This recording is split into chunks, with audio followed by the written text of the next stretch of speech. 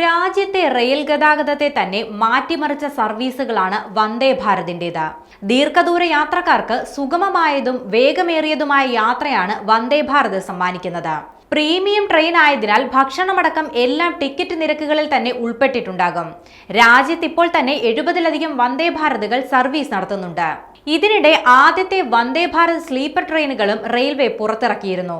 രാജധാനി ശ്രേണിയിലുള്ള പ്രീമിയം ട്രെയിനായാണ് വന്ദേ ഭാരത് സ്ലീപ്പർ പുറത്തിറക്കിയത്. ആദ്യ ട്രെയിൻ സെറ്റിന്റെ ട്രയൽ റണ്ണും റെയിൽവേ പൂർത്തീകരിച്ചിരുന്നു. മുംബൈ അഹമ്മദാബാദ് പാതയിലായിരുന്നു ട്രയൽ റൺ നടന്നത്. എന്നാൽ അതിനുശേഷം ട്രെയിനിനെ പറ്റി ഒരു വിവരവും പുറത്തു വന്നിട്ടില്ല. വന്ദേ ഭാരത് സ്ലീപ്പർ ട്രെയിനുകൾ എപ്പോൾ സർവീസ് തുടങ്ങുമെന്ന കാര്യത്തിൽ യാത്രക്കാർ ഏറെ ആകാംക്ഷയിലാണ്. സെപ്റ്റംബറോടെ ട്രെയിനിന്റെ ആദ്യ സർവീസ് ആരംഭിക്കുമെന്നാണ് നിലവിൽ പുറത്തുവരുന്ന റിപ്പോർട്ടുകൾ. എന്നാൽ ഏത് റൂട്ടിലായിരിക്കും ആദ്യ സർവീസ് എന്നത് തീരുമാനമായിട്ടില്ല. ബീഹാർ തിരഞ്ഞെടുപ്പ് മുൻപിൽ കണ്ടാണ് സെപ്റ്റംബറിൽ ഉദ്ഘാടനം നടത്തുന്നതെന്നാണ് സൂചന. ഇക്കാര്യങ്ങളിൽ ഉടൻ തന്നെ സ്ഥിരീകരണം വരുമെന്നാണ് കരുതപ്പെടുന്നത്. പ്രീമിയം സൗകര്യങ്ങളാണ് ട്രെയിനിൽ ഉൾപ്പെടുത്തിയിട്ടുള്ളത്. ട്രെയിൻ കൂട്ടിയിടികൾ ഒഴിവാക്കാൻ സഹായിക്കുന്ന കവച് സംവിധാനവുമായാണ് ട്രെയിൻ പുറത്തിറങ്ങുക. ട്രെയിൻ മാനേജറുമായും ലോക്കോ പൈലറ്റുമായും യാത്രക്കാർക്ക് നേരിട്ട് സംസാരിക്കാനുള്ള സംവിധാനങ്ങളും ട്രെയിനിലുണ്ടാകും.